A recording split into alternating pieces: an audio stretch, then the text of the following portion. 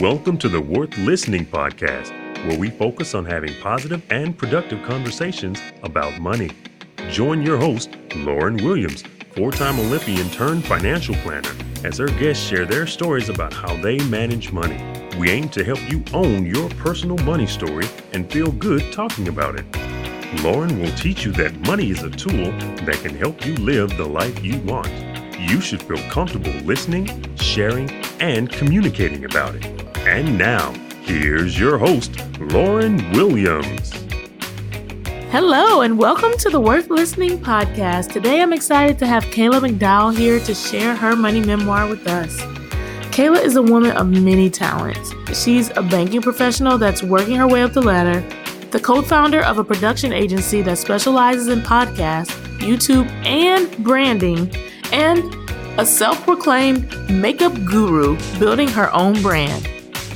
Today, Kayla and I talk about the example her mother set by working hard to make ends meet when she was younger and how she's carried that through her own life. She also shares with us her experience working full-time while also earning a college degree and how this college job set her up on the path for a career in banking.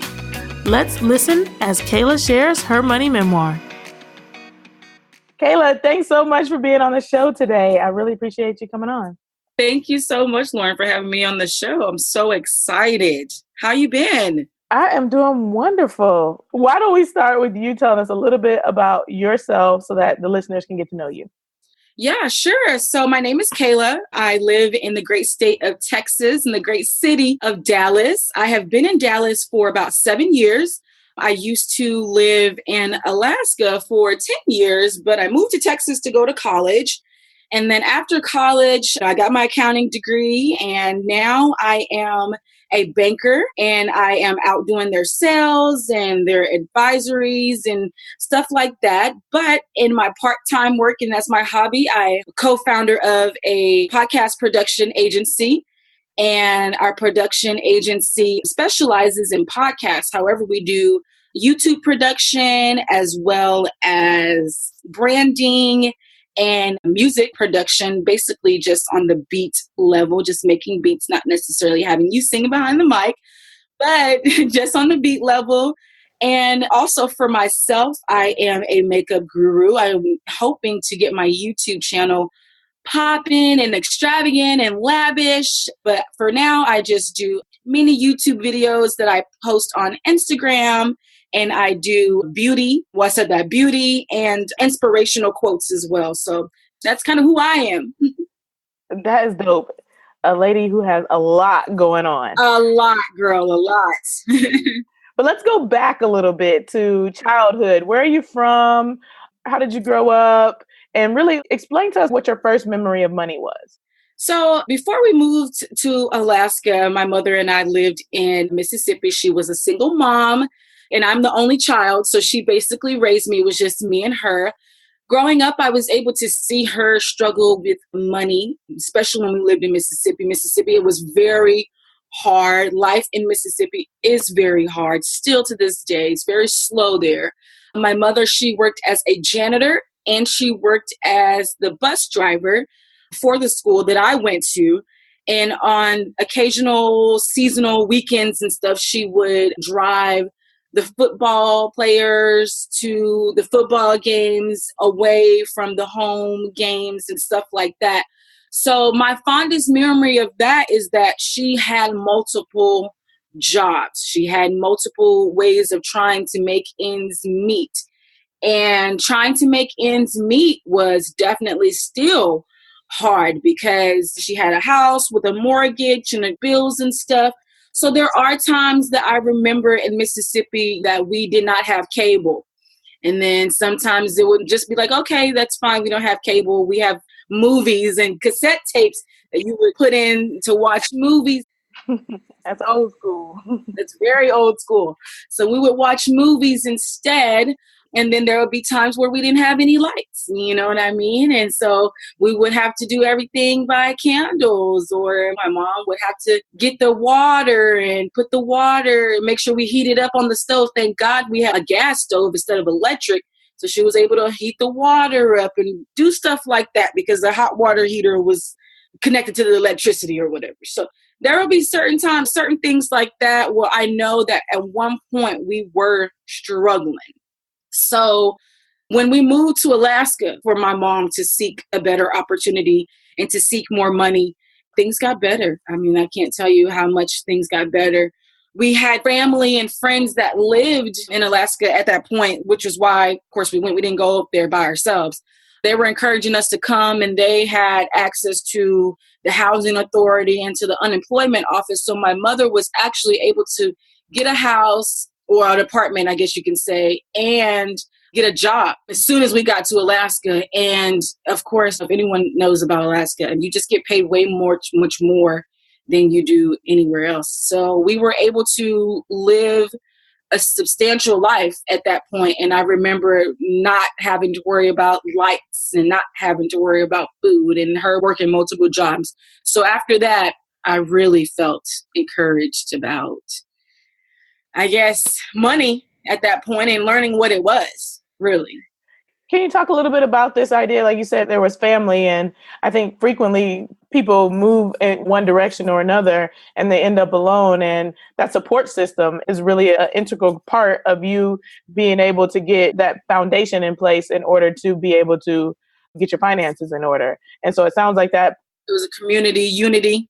Yeah, exactly. It sounds like that community was very important in your mom being able to set that foundation. Yes. And then also be able to get going on her own 2 feet. So the importance of community. Definitely. How did that really affect like the way that you now manage money and what you think about it and the effects that had on you back in childhood as well? Yeah, definitely. So having that community and having the opportunity to learn more about, hey, you have the opportunity to continue to grow and learn new things and all that kind of stuff. It really affected me on the basis of when I was young, I had money, but I blew through the money, right? Until I got older. But learning that I can have the money and have the opportunity to save it or go out and buy this and go out and buy that, that was fundamental for me and for my growth. Learning that my mom could go out and buy clothes and buy us, go to the Kmart. They had Kmart back in the day. We were able to go to Kmart and just buy stuff. And that was kind of how she did when we first moved to Alaska. She was definitely splurging and stuff, but it was the fact that she was happy to have money, and I was happy to be there with her to be able to see that opportunity of her having money and able to spend. So, but the fact that we had the community there to open us with open arms and help us any way that they can. People in Alaska are so nice. They were able to help us, give us clothes, give us furniture. I mean, the community really came out and supported my mother and I when we were there. And that right there, I'm grateful for. Right. And that unity and showing that money is not an option for them to be wanting to give is also extremely amazing. No, I think that's really cool. So was there an allowance that set you up as a child? What kind of money habits were taught in the household? Was there a piggy bank or something like that? There was piggy banks. I don't think there was much guidelines to save as far as like a bank account was concerned. I think that my mom, she did that herself. Allowance, yes, I did have a weekly allowance. It was, I don't know, $30 just for like go to the mall, get some mall Chinese and hang out with friends. But for the most part, it was very minimum simply because it was just her and I. So she pretty much spent everything. So I wasn't able to learn more about saving techniques until obviously I was older. Gotcha. Okay, so you said you started in Mississippi, you moved on to Alaska, and then kind of where'd your path take you? What did the college experience look like? Were there conversations being had about how we're going to go to college, how we're going to pay for college, and how did that kind of all play out for you when you ended up in Texas? That did become a topic. However, I was a social butterfly, so I was not as serious about getting scholarships and trying to go to college as much as I would have liked to. My mother did teach me scholarship. She did teach me learning and opportunity and such like that. But myself, I didn't know whether I wanted to go to college, if I wanted to go outside of Alaska or if I wanted to stay in Alaska. But at that time, when I got out of the high school, I had a really good job and I just did the job until I eventually went to the University of Alaska And then it was fine from there. I only took a couple classes, but it was nothing ever too serious. And the transition from me moving from Alaska to Texas, I had some friends that were already living in Texas. So I moved from Alaska to Arlington with them, and then we all moved to Denton, and we went to Texas Women's University. And that was the serious part. That was the serious part. Right. So in deciding to work a little bit after school and then deciding to take some classes, did those classes end up transferring? Did that end up diminishing the amount of student loans you had to take because you started at a smaller school? I know frequently that's a strategy nowadays, is go to community college for 2 years, get some of those classes taken care of either for free or for a lot cheaper, and then transfer to a different university. Did that end up actually helping you take on less student loan debt? It did not. Unfortunately, all of the credits from the University of Alaska does not meet the Texas requirements. So I basically had to start over when I moved to Texas. I had to basically go to community college, which was NCTC, and start from there and build up my credits before I went to TWU. But that helped me out a lot. That really helped me. I didn't have to spend that much money, just like you said. I learned about my grants and my loans and stuff and my scholarships. And I was able to get a couple of scholarships based on being out of state resident. I was able to apply for a lot of scholarships and grants and was able to pay for that until I got to the university. But the good thing is when I got to the university, I was already 2.5 years in. So I was good. I was happy about doing that transition. Talk a little bit about what money looked like for you at this time. I know frequently we're at a younger age, we feel like we're over 18, so we're adults and we got to figure this all out on our own. But at the same time, we look back sometimes and say we didn't have as much knowledge as we thought we did. Right. So in that time period, what were you saying? What were you thinking? How were you managing the money that you did have? And what were your ideals around money at that time period? At that time, we were broke. We were dead broke. The 3 friends and I, we were broke. And when I say by broke is we ate noodles every day. And I also did not have a job at this moment as well because I had just moved to Texas and I wasn't able to transfer my credits and all this kind of stuff. So my mom was helping me out. I had some money saved up because I knew that I was leaving Alaska. But that money was very short time saved up. So shipping my car from Alaska to here and moving expenses and having to buy everything new, all of a sudden expenses were depleted, which is why I applied for the scholarships and the grants and all that kind of stuff. But yeah, we were broke. We were broke. Good old brokety broke, right? Yeah, we were broke. And so then tell us what happened next in your money story as you finish this school, you leave with these student loans. How did the process go for starting to look for a job and transitioning from this time period to the next time period of your life? Right. So I ended up working at a hotel when I was going to NCTC. And I worked there for maybe 2 or 3 years. And then as my junior and senior year was starting to get serious, I could only take classes at certain times. Me working at the hotel from 3 to 11 p.m., it wasn't cutting it anymore. So I had to transition to another job and I started working at a bank. And when I started working at the bank, that's when everything started to make a difference in my life. I was able to learn the banking side of things and how people make money and how people gain money, how they save money. And that became my life because they're crunching numbers. Everyone's crunching numbers all the time.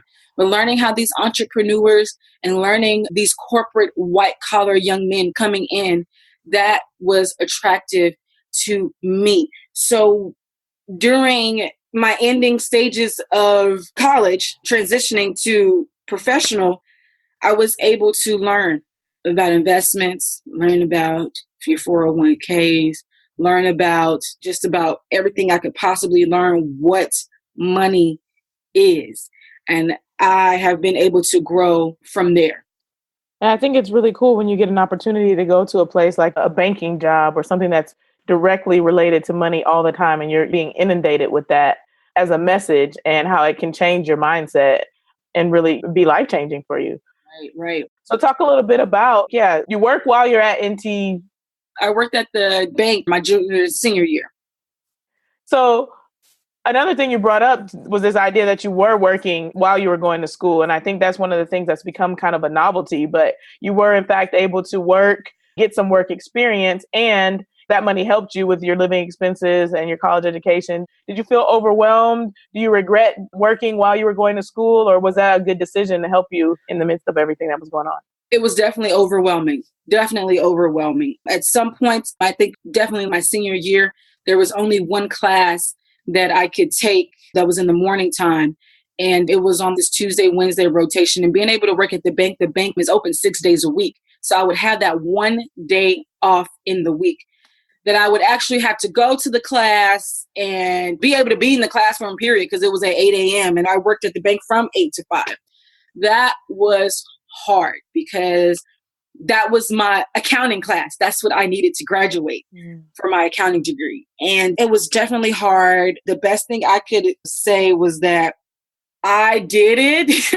I don't know how or what happened, but I did it. I had goals for myself. I know that I was able to take what that teacher was teaching me and bring that into my work space, meaning taking the accounting principles and stuff and learning about that in the banking world. And so I really had to make that an objective and a priority to me so that I can make sure I stayed on track with the class and asking questions to the elders at work about managing money and accounting and what their expertise is on the knowledge on these type of subjects that we were going through in class. And that was able to keep me afloat. But having to conjure your mind to think in that way, I mean, it was definitely hard. As far as money was concerned, I had to buy books. My job gave me tuition reimbursement, which was a blessing. But I was able to manage that as well. So, I mean, it was all hard. I mean, it sounds like it was really, like you said, overall a good experience. You survived it for one. Yeah. You're stronger for it. But also, like you said, you got tuition reimbursement, which is something that people don't think of as a strategy. You were able to work full time while going to school. Yep. And that's also a strategy. I think frequently people just give me all the loans I can get. I just want to focus on my education, or I just want to focus on the 4 years of fun in addition to getting my education. And then you come out of school and you're saddled with this student loan debt. And so it definitely had to lessen your student loan debt because you had the tuition assistance. And like you said, you were working and going to school at the same time. So Congratulations on being a badass. Thank you. That made it all work. Yes, thank you. After you graduated, did you transition to a different job? Are you still at the same job currently, or? I stayed there for probably about another 2 years. I went back to school in hopes of increasing my GPA so I can apply for my master's as well as completing a double degree. So I stayed there, but now that I'm finished with that and it's been a year, I left that current job and I'm at another bank. And this bank is at a higher position. And it's actually dealing with sales. So now my objective for my career at this point is to move up into the banking world and to be a manager. You know, everyone wants to be a manager. Right. So that is my next goal. If not, of course, I still have my accounting degree to always fall back on. Just my expertise and knowledge in the banking world has just been good. I've learned so much. So I'm just going in that direction. However, like I said, I still can be a sit-down accountant for a healthcare facility for anybody. Right. So knowing that I had that to fall back on, and I'm still using my degree, still finance and accounting. It's not bad, but I'm just saying.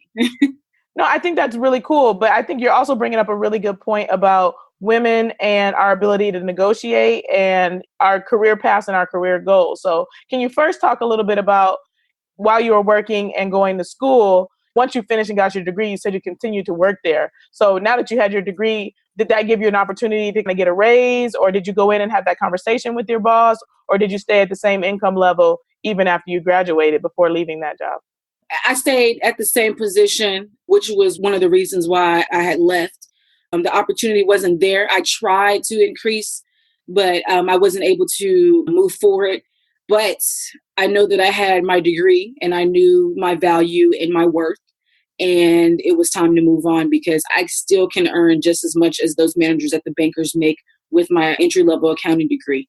So talk a little bit about the idea. So you left the first job in pursuit of something that was better because you now have this degree. Yes. What were you looking at? What were you thinking of as you tried to get the next job? And considering, like you said, you know your value. So did you have some sort of strategy as it pertains to being able to communicate your value to the next company so that you could earn more money? Yes, I want to use my degree. I paid for it. I've earned it. I want to use stuff towards my degree. And I know that having an accounting degree is extremely valuable. The next thing I can do is get that CPA certification, and then all avenues open up. But just knowing that I want to use my degree and I want to strive for better. And that's just kind of how I flowed. Right. So are you thinking about doing the certified public accountant route? Yes, I am. I'm very nervous, but just because I don't want to be in school, I don't want to read. But yes, I am definitely considering probably in 2019 sitting down for the CPA exam. Yes. That'll be wonderful. Best of luck on that. Okay, so let's talk a little bit about what it was like when you got each of these jobs. Like you said, there's this packet of papers that people give you when you get a new job, and it's like, oh my goodness, what do I do? How did you navigate understanding health insurance and 401k and employee benefits and understanding what all that different stuff was? What was your strategy there? Who did you talk to about that? Definitely when I was growing up, I don't think that was ever a concern or even a discussion. So I definitely had to read it myself. I had to learn about it myself, learn what it is that I can do with my benefits, learning what a 401k is for it to just sit there and increase. It was definitely a learning experience. The person that helped me out was my manager at the time. She was the one that helped me out. She was an older lady and she had been at the bank for over 15 years. So she was able to help all of the tellers when they first come in. She gave her expertise on benefits, and she was like, if that is money that you can have, go ahead and get it. So I was able to learn that from her. And then again, as I was taking my accounting classes and these tax classes, I was able to learn more about each benefit as well and how they pertain to the taxes and all that kind of stuff too. So she was the one that basically helped. And I think you bring up a good point about money not being talked about in various households, or you're not getting that information when you're growing up. And so then you need to depend on someone. You sometimes take all the weight on yourself to say, I have to read all these documents and figure it out. Right. And then that sometimes is overwhelming and confusing for people. And then they want to give up, or they just, let me just sign anywhere. Yeah. But the real value comes in having someone to be able to ask. And I think frequently it falls on the hiring person to kind of provide that expertise to a new entry level person, because they don't have anyone to ask about how to figure out all this paperwork. Exactly. And so it's like an unwritten job or an unwritten responsibility for an HR person or a manager to help the younger generation walk through these documents and this paperwork and sort through it. And they may or may not have expertise or even understand how that happens for themselves. Yeah. But how lucky you are when you have someone that you can ask help you navigate that process. Yeah, extremely blessed. So tell us a little bit about how you're handling your finances now. Do you have members of your financial entourage? What's your strategy and how you approach things in organizing your own personal finances? So definitely I have to write everything out. Being an accountant, everything has to be the debits, the credits, got to be straight and lined up. So I navigate my finances by knowing exactly what it is to the penny and staying on top of my online banking. Staying on top of it. But there's one strategy that I use for sure. When I was working at the hotel in college, the assistant manager, she was probably a couple years older than me. She was wealthier. She was extremely wealthy. Her dad actually owned the hotel. So she would tell me that the money that she made, whatever was left over when she got paid that next pay period, if it was $50, $100, whatever, she would throw it in her savings account and start fresh. That strategy has helped me out a lot, because when you're starting fresh on that next paycheck, you know what everything is going out to on that day. You don't have to look at your bank account and be like, oh my gosh, I have an extra $400. Where'd that come from? Oh, it was left over. No, I need to put that in a savings account before I use it. Let it gain some interest. So that has been my strategy, is starting fresh every time I get paid. And that helps my savings account substantially. But learning to save, knowing what it is to save, knowing what it is to gain interest, knowing your competitors, whether you can get a credit card, not get a credit card. Those are the things that all just happen. But my strategy has been to For one, read what it is that I'm getting myself into, learn about these debits, credits, credit cards and such accounts, basically. And then whatever I have left over, I like to start fresh every time I get paid. I think that's a really interesting strategy. I think it's really about people finding what works for them, prioritizing saving and being responsible with money. And so it's kind of like that show, Who Wants to Be a Millionaire, where you can hit the bank button. Yeah. They would all be answering questions and then you like bank and then you dump the money into the bank. Yes. That's kind of what you do is, okay, if this is left over, you hit the bank button and then it drops in the savings for you. Exactly. Yeah, so I think that's really cool. So, and now thinking about where you want to go and what you want to achieve next, what are some basic principles that you're living by? Loaning friends money, for example, or using credit cards and different things that you decided that value-wise you are going to do, you're not going to do, or this is my policy on. Do you have anything like that? My policy is if you can put it in a savings account and have it gain interest, please do so. It's just sitting there. Let your money work for you for the savings.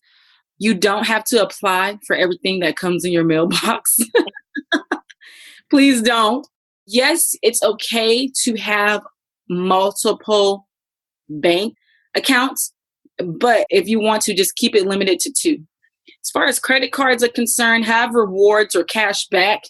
I think that's of value. And also making sure you pay that stuff on time. Pay your credit card bills on time, because that also affects your credit score. In which case, if you're trying to get a new apartment, a car, whatever, that affects your credit score. So I guess those are kind of my strategies, but also definitely read what it is you're getting yourself into. I think those are all good principles to live by. And I think you bring up a really good point about the credit cards and paying on time. The easiest way to do that is just to automate it. There's so many things. You just click a button and it says pay here every month in full, pay this amount. You can set it to whatever so that there's no reason for your credit card bill to be late. Exactly. And that's one thing that you can account for in making your plan. Yeah, that's exactly right. Yeah, I thought this was a really great episode, Kayla. I want to wrap it up with our final sprint. Okay. And yes. So get ready. I'm ready. Our first question is, you have $20 in your pocket right now. What do you spend it on? I don't eat out a lot, so I would probably get Chick-fil-A. $20 worth of Chick-fil-A, or would you have some money left over? I'm going to have some money left over. What you going to do with that? The rest of the money left over, probably put it in my gas tank. There it is. Gas and Chick-fil-A. What's the best advice you've ever received? Know your worth and to read. Yes, reading is fundamental. Worst advice you've ever received? Just go for it. Okay. It's kind of broad, but just go for it. It's vague and it doesn't encourage research, which we just said was important. Right? Exactly. All right. What's your worst money habit? Spending money on clothes and shoes. What's your best money habit? Saving. Yes. And so last but not least, at Worth Listening, we have 2 models. One of them is you don't have to get it all right to be all right. I think that many of us make mistakes, but that's not what's crippling. The thing that's crippling is our inability to be open and deal with the cause of the mistake. So that's where the catastrophe comes into play, is our inability to be able to deal with the mistake, be open and honest about it and say that, hey, I'm working toward this. I'm doing something new. I'm going to get better. So with all that said, our final question is, can you share one thing with us that you would like to improve about your finances in the upcoming year? Yes, I would like to strategize my savings account better. I want to get a car next year for my 30th birthday, a brand new car, and I'm not heading in that direction. I'm saving, but I'm not saving enough. So I would like to know what it is that I need and know what it is that I want. And I do not want my want to overcome my need. That's it. Hey, I love it. So what's the action item though? You said you're saving, but I'm not saving enough. So what's the action item that's going to take you to that next level of saving so that you know you have enough in the bank to reach your goal? Slow down, I guess. Slow down and rethink it. But I'm guessing just buckle down. And just kind of asking, do I need this or do I want this? Do I need this or with it, right? Gotcha. Well, Kayla, thanks so much for being on the show today. This is your time to shine now. Step up on the podium, wear your medal, wave to the crowd, and tell us all the things that you got going on, how we can support you. It is time to shout yourself out. All right. So everyone, thank you, Lauren, again for having me on the show. Follow me on Instagram. It's the number 1 and then the Kayla Mac. You can also follow my production agency, which is called Wolf Nation Studios with an S. You can also follow my YouTube page, which is So Kayla. Upcoming things that I have, I am officially launching my website at the end of this month, the month of June. I have some photo shoots coming out and such. I'm a part of this podcast. I'm going to be starting back into my old podcast routine, hosting a podcast myself. And then with our studio, hopefully we're going to get some events going in Dallas this summer. So hopefully that'll be able to help me increase my brand and our brand as well. So those are the things that I got coming up at the end of this year, and also to get my career popping the way I want it to pop. Hey, popping career. That's right. All right, Kayla. Well, thank you so much for being on the show. We appreciate you sharing so much information that was worth listening to. Thank you. I hope you enjoyed listening to Kayla's money memoir. One of the things that's really cool about her is the way she's diversifying her income with her podcast production company and pursuing her own YouTube channel in addition to her full-time job. I think when handling your finances, it's important to find what works well for you and stick with it. Kayla shared her saving technique of putting away any money that she has remaining when her next check comes in. However, it's also a great idea to consider paying yourself first. That means putting your money in savings as soon as you get your check before you spend any of those other funds and, start paying all the other people that you feel like are owed your money. Make sure that you say, I prioritize myself. I'm going to put some aside for myself and then move on by paying your bills and other things that are coming on. Our word of the day, tuition reimbursement. Many people think of scholarships when they think of getting assistance to pay for school. However, there's several other options, including tuition reimbursement. Just as it sounds, tuition reimbursement is something that many employers offer as a way to help employees pay educational expenses. So you pay out of pocket for the courses you take. When the course is over, your employer will give you either all or some of the money back as the tuition expense. Kayla shared with us how the bank that she worked for offered this as a benefit, and it helped her reduce the amount of student loans that she needed to obtain. Thank you for tuning in today. We hope you found this episode worth listening to. And of course, if you need help organizing your finances, you have suggestions for guests, or would like to share your money memoir, please contact us through our website, worth-listening.com.